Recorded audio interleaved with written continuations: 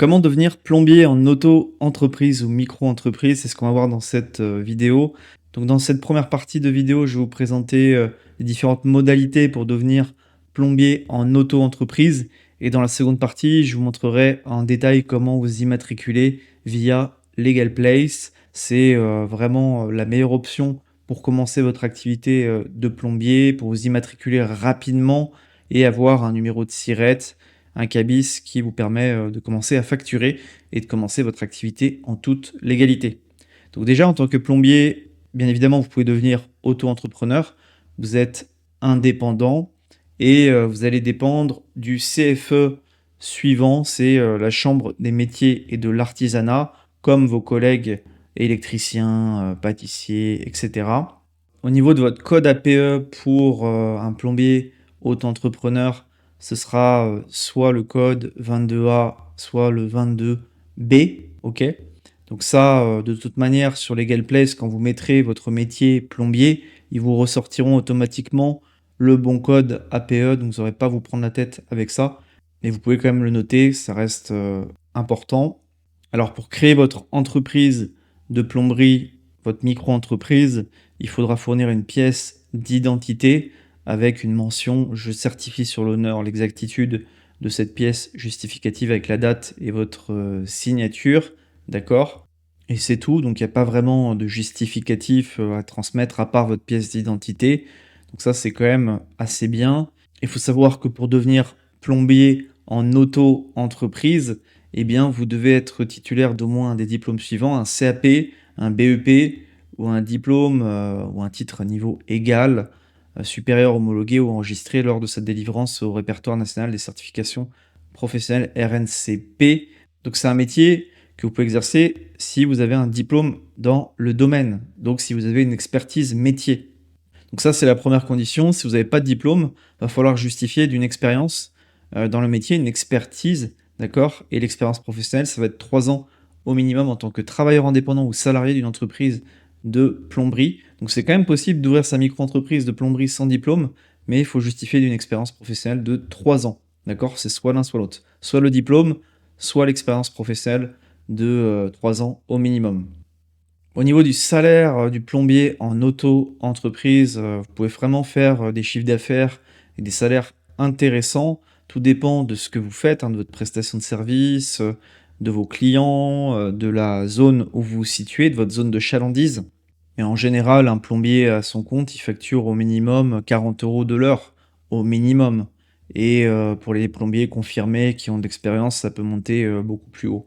Ce qui est sûr, c'est que vous devez informer vos clients, des différents tarifs avant toute intervention, par la remise d'un devis, d'accord? Parce que le client, il doit être informé à l'avance des tarifs. Vous pouvez également facturer des frais de déplacement à votre, client, d'accord? Mais, prévoyez toujours de faire un devis avant, toute intervention pour éviter qu'il y ait un litige, d'accord? Il faut absolument faire un devis pour un auto-entrepreneur en tant que plombier dès lors que l'intervention dépasse 150 €. Donc, voilà, en tant que plombier, vos travaux très souvent ça va être, au-dessus de 150 €. Donc gardez en tête que le devis est obligatoire. Il faut remettre systématiquement une facture au client en bonne et due forme et aussi vous devrez déclarer vos revenus de manière, mensuelle ou trimestrielle à l'URSSAF, payer vos cotisations sociales dessus et éventuellement votre impôt sur le revenu puisque vous pouvez opter pour le versement, libératoire et cet impôt se paye en même temps que les cotisations sociales en mensuel ou trimestriel.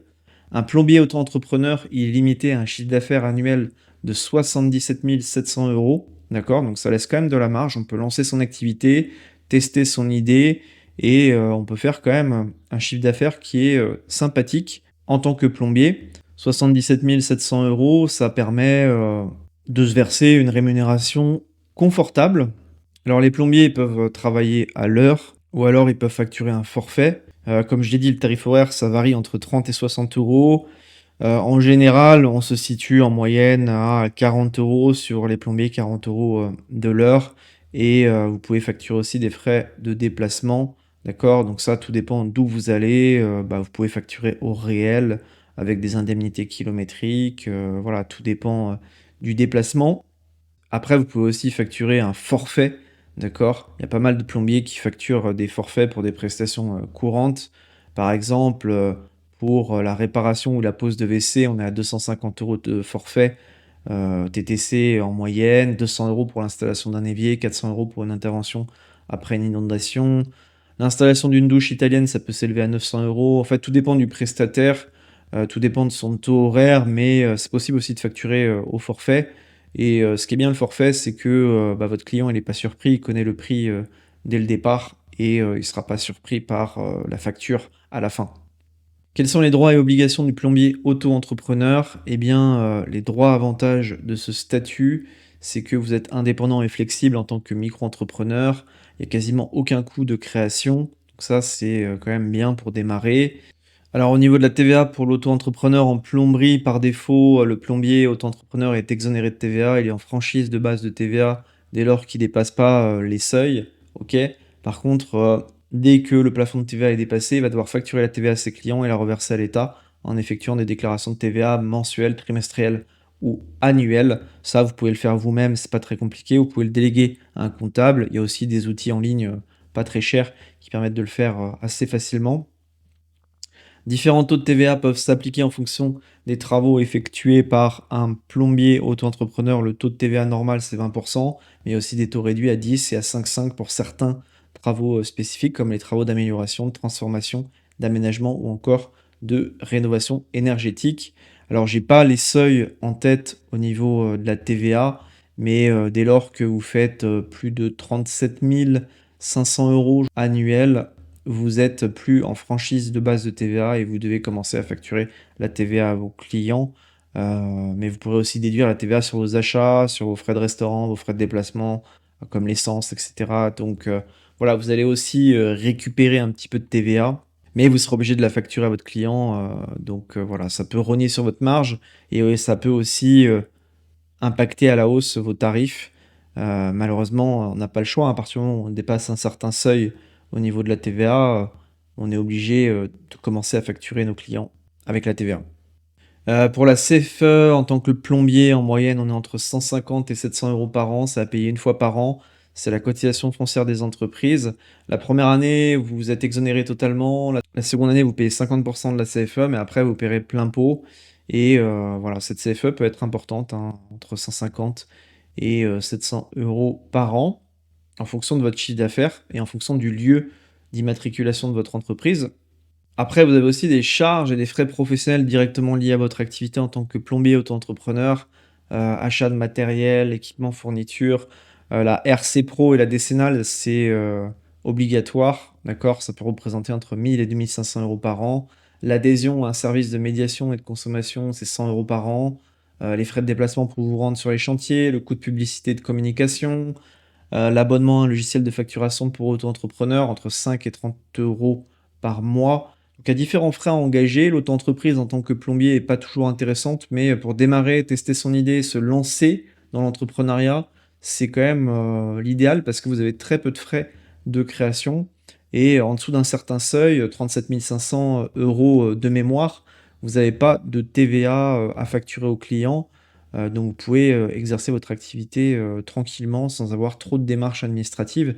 Les seules démarches administratives que vous avez, c'est une déclaration mensuelle ou trimestrielle de votre chiffre d'affaires avec le paiement des cotisations sociales et éventuellement de l'impôt sur le revenu en versement libératoire. Et puis si vous voulez rester en auto-entreprise, micro-entreprise, en tant que plombier, vous pouvez aller jusqu'à 77 700 € de, chiffre d'affaires annuel. Donc c'est quand même, assez intéressant. On peut faire du volume de chiffre d'affaires. Et il faut savoir que le taux de cotisation sociale sur votre chiffre d'affaires en tant que plombier, c'est 21,3%, OK? Auquel on ajoute les 1,7% de taux d'impôt en versement libératoire si vous avez opté pour, ce versement libératoire.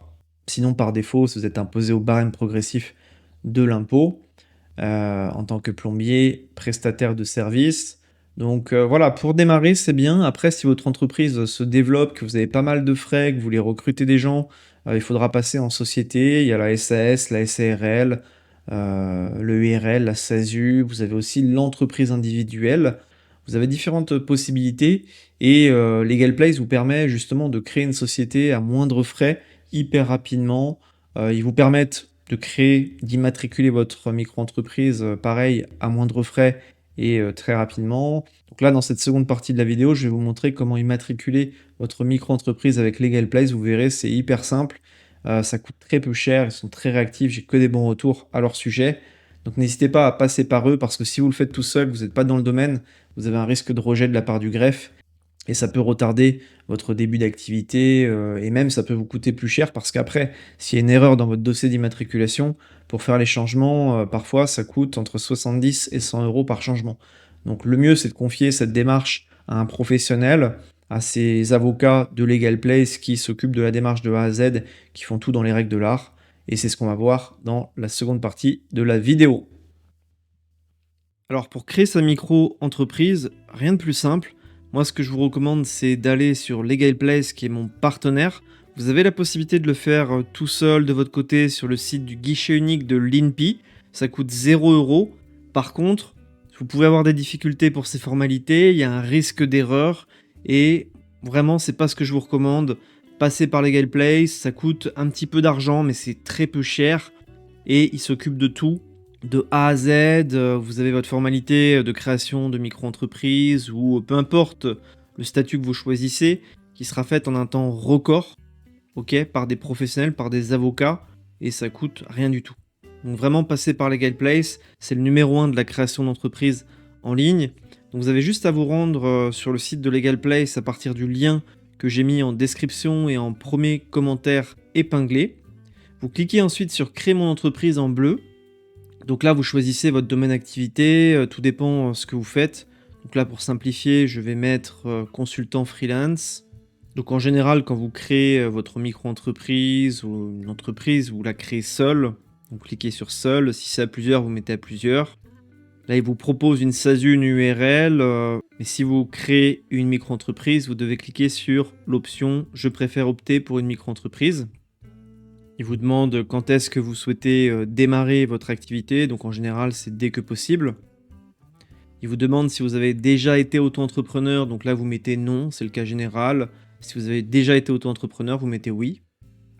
Il vous demande est-ce que vous voulez créer une micro-entreprise pour être sûr que c'est bien ce statut qui vous intéresse, parce que parfois, dans certains cas, la SASU peut être intéressante. Ok ? Et pour les petits projets, pour démarrer, pour tester une idée, moi je recommande toujours la micro-entreprise car c'est le statut qui coûte le moins cher et qu'on peut arrêter du jour au lendemain sans frais. Donc c'est vraiment l'idéal pour débuter une activité et pour tester son idée, la confronter au marché. Voilà, micro-entreprise, vous embêtez pas au départ. Si jamais vous êtes sûr de faire du volume au niveau de votre activité, là vous pouvez opter pour la SASU, mais c'est un arbitrage, voilà. En l'occurrence, si vous souhaitez créer une micro-entreprise, vous cliquez sur ce bouton en bas. Alors là, il vous propose la domiciliation Legal Place. Donc vous avez la possibilité de vous domicilier à votre domicile personnel ou via une adresse à Paris. D'accord ? Donc quel est l'intérêt de la domiciliation ? En fait, la domiciliation, c'est intéressant parce que vous payez moins de cotisations foncières des entreprises à Paris. Savoir qu'à Paris, la CFE, c'est la plus faible en France et ça peut aussi amener de la crédibilité professionnelle d'avoir une adresse à Paris. Donc voilà, après, tout dépend de votre activité, tout dépend de ce que vous voulez faire, de votre projet à long terme. Je dirais que pour les consultants et freelance, par exemple, c'est intéressant de se domicilier à Paris pour payer moins de CFE et amener une crédibilité professionnelle plus grande. Par contre, pour des artisans, des commerçants qui ont une implantation locale, là c'est mieux de se mettre à son domicile personnel parce que voilà, les gens ils font confiance à des artisans qui bossent à côté de chez eux. Donc là en l'occurrence pour l'activité que j'ai choisie, consultant freelance, je vais me domicilier à mon adresse personnelle, donc je clique ici. Il n'y a pas de bonne ou de mauvaise réponse, bien évidemment que la domiciliation coûte un petit peu d'argent, mais vous allez vous y retrouver avec la baisse de CFE. Parce qu'il faut savoir que en micro-entreprise, vous payez de la CFE chaque année dès lors que vous faites plus de 5 000 € de chiffre d'affaires. Et la CFE, ça peut représenter jusqu'à 1 000 € par an, donc c'est pas négligeable. Donc même si la domiciliation vous coûte 250, 300 € à l'année, derrière vous avez une CFE qui diminue de moitié, voire qui est divisée par 3. Donc vous allez vous y retrouver si vous domiciliez à Paris. Donc là, dans mon cas, je suis pas intéressé par la domiciliation, c'est pourquoi je vais choisir à mon adresse personnelle ici. Là, il me redemande mon domaine d'activité, donc je mets consultant freelance. Là, vous mettez votre identité, prénom, nom, vous validez vos coordonnées, votre adresse de votre domicile. Vous mettez votre adresse mail, vous validez. Ensuite, vous mettez votre numéro de téléphone. Et là, on vous propose différentes solutions. Vous, ce qui vous intéresse, c'est la création de votre micro-entreprise ou de votre société en déléguant toutes les démarches à Legal Place qui va se charger de tout de A à Z. Par contre, quand vous êtes en micro-entreprise, pas besoin de souscrire à une banque, à un service comptable via Legal Place. Il y a une banque qui est gratuite, qui s'appelle Indie, qui est vraiment le top du top pour les micro-entrepreneurs. Et vous n'avez pas besoin de payer chaque mois des frais bancaires pour avoir un compte professionnel. Voilà, c'est pas nécessaire. Pareil pour la comptabilité en micro-entreprise, il n'y a quasiment pas d'obligation comptable. Donc en fait, voilà, on n'a pas besoin de déléguer ces démarches à Legal Place. Nous, ce qui nous intéresse, c'est juste la création de notre micro-entreprise de A à Z. Pas être embêté, on sous-traite tout. Ça nous coûte un tout petit peu, mais on s'y retrouve parce qu'il n'y a pas d'erreur. Notre dossier est fait dans les règles de l'art et on a notre activité qui est immatriculée très rapidement en un temps record. Donc voilà, vous cliquez sur la première option, lancer mon activité en déléguant toutes les démarches. Donc là, il nous propose deux formules, la formule standard et la formule express. La formule express, en fait, ils vous font la demande d'ACRE et vous avez un traitement express 24 heures et l'assistance juridique illimitée. C'est ça la différence entre l'express et la standard. Donc si vous pouvez bénéficier de l'ACRE qui est la réduction de cotisation sociale les 12 premiers mois d'activité, je vous recommande vivement de choisir la formule express 24 heures. Si vous ne pouvez pas bénéficier de l'ACRE, choisissez la formule standard. C'est aussi simple que ça. L'ACRE, tout le monde ne peut pas en bénéficier. Sur ma chaîne, j'ai fait une vidéo qui parle de l'ACRE de A à Z, qui donne les conditions pour en bénéficier. Vous pouvez vous y référer, c'est dans mon catalogue de vidéos sur ma chaîne. Mais gardez en tête que c'est une réduction de cotisation sociale de 50% les 12 premiers mois d'activité, donc ça peut être intéressant. Au lieu de payer par exemple 25% de cotisation sociale pour un prestataire de service, vous paierez juste 12,5% de cotisation sociale. Donc ça peut être intéressant pour faire de la trésorerie, pour lancer son activité. Donc si vous pouvez en bénéficier, vraiment c'est intéressant de sous-traiter cette démarche à Legal Place. Donc avec la formule express, Legal Place se charge de tout de A à Z, votre demande d'ACRE, votre dossier d'immatriculation, ils envoient tout au greffe.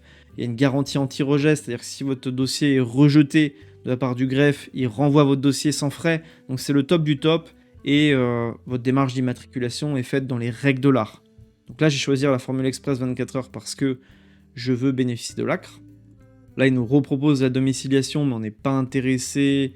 Voilà, ça coûte la bagatelle de 200-250 € par an. Donc pourquoi pas, faut poser le pour et le contre. En général, les gens ils n'utilisent pas la domiciliation.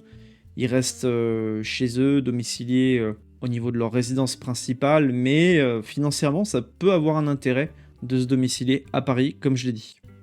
Là, il vous propose un compte bancaire professionnel. Donc, comme je vous ai dit, vous avez la banque Indie qui est gratuite, 0 € par mois. Là, c'est une offre compétitive de Legal Place, 7 € par mois.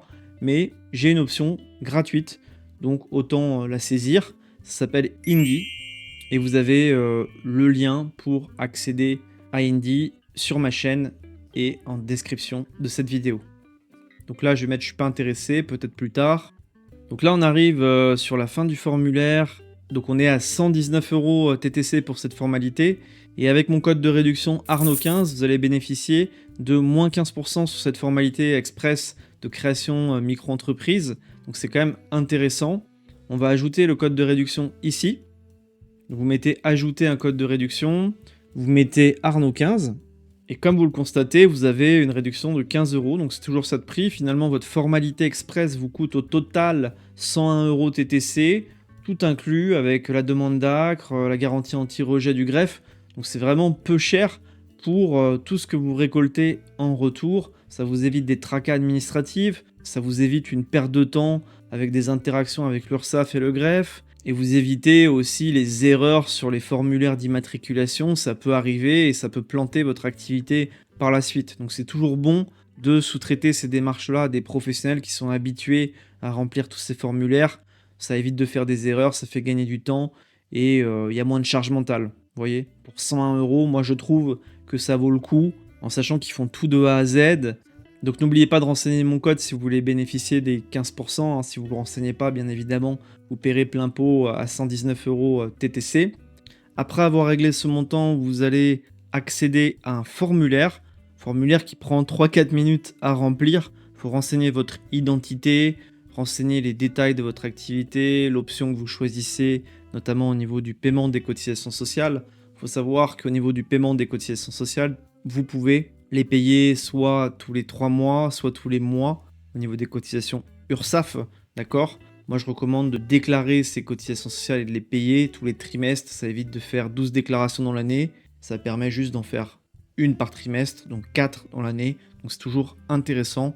Et il y a une information aussi qui est importante à connaître, c'est le code NAF ou code APE qui permet de savoir quelle activité vous exercez. Ça, c'est à titre statistique pour le greffe. Et pour trouver votre code APE, code NAF, vous avez juste à aller sur le site de l'URSSAF, mon-entreprise.ursaf.fr et taper tout simplement l'activité que vous exercez. Donc par exemple, un développeur, il tape développeur et on lui propose programmation informatique et le code NAF c'est 6201Z. Donc voilà comment on trouve un code NAF, un code APE, c'est très simple. Vous allez sur ce site, vous le retenez bien, vous tapez votre métier, ce que vous faites et il va vous proposer différents codes APE, code NAF, vous choisissez celui qui est le plus en rapport avec votre activité. Si par exemple vous êtes fleuriste, n'allez pas trop vite pour taper et arrêtez-vous quand il vous propose certaines choses. Là, il vous met commerce de détail de fleurs, plantes, graines, donc vous choisissez ce code NAF à 4776Z. C'est le plus cohérent. Si vous voulez devenir graphiste, vous tapez graph, et donc là, il vous propose les différents codes APE, code NAF. Donc là, on a activité spécialisée de design, ça peut être ça, 7410. Activité photographique, vous voyez, vous choisissez, il vous propose différents codes NAF sur le site de l'URSSAF. Vous choisissez celui qui correspond le plus à votre activité. Mais voilà un moyen très simple de trouver votre code APE, code NAF sur le site de l'URSSAF, mon-entreprise.ursaf.fr. Donc c'est vraiment les deux seules choses à savoir pour remplir votre questionnaire après avoir payé Legal Place. Après, vous inquiétez pas, s'il y a un souci, si vous avez des questions, vous avez le service client de Legal Place qui vous aide et qui vous oriente dans ce formulaire. Il prend 3-4 minutes à remplir. Les deux points importants, c'est le code NAF, code APE, dont je vous ai parlé à l'instant. Vous pouvez le trouver sur ce site-là, à partir des mots-clés qui définissent votre activité. Et puis sur les cotisations URSSAF, vous embêtez pas. Vous laissez l'option de la déclaration et du paiement des cotisations sociales trimestrielles et non mensuelles. Voilà ce qu'il faut savoir au niveau de ce formulaire. Et après, ça part chez Legal Place. Ils font la démarche d'immatriculation, ils envoient toutes les infos au greffe et ils immatriculent votre entreprise, votre micro-entreprise en un temps record. C'est réalisé par des avocats, des juristes professionnels. Le fondateur de Legal Place a fait Harvard, donc c'est une pointure dans son domaine. Voilà, c'est le numéro 1 de la création d'entreprises en ligne, donc vous pouvez leur faire confiance les yeux fermés. N'oubliez pas de renseigner mon code Arnaud15 pour bénéficier des 15 %, ce serait dommage de passer à côté. Puis si vous avez des questions par rapport à votre formalité de création d'entreprise ou par rapport à la micro-entreprise ou toute autre question, n'hésitez pas à me les mettre en commentaire. Et puis si vous avez aimé cette vidéo, que vous l'avez trouvée utile, n'oubliez pas de liker, abonnez-vous. En tout cas, je vous remercie pour votre écoute et je vous dis à bientôt.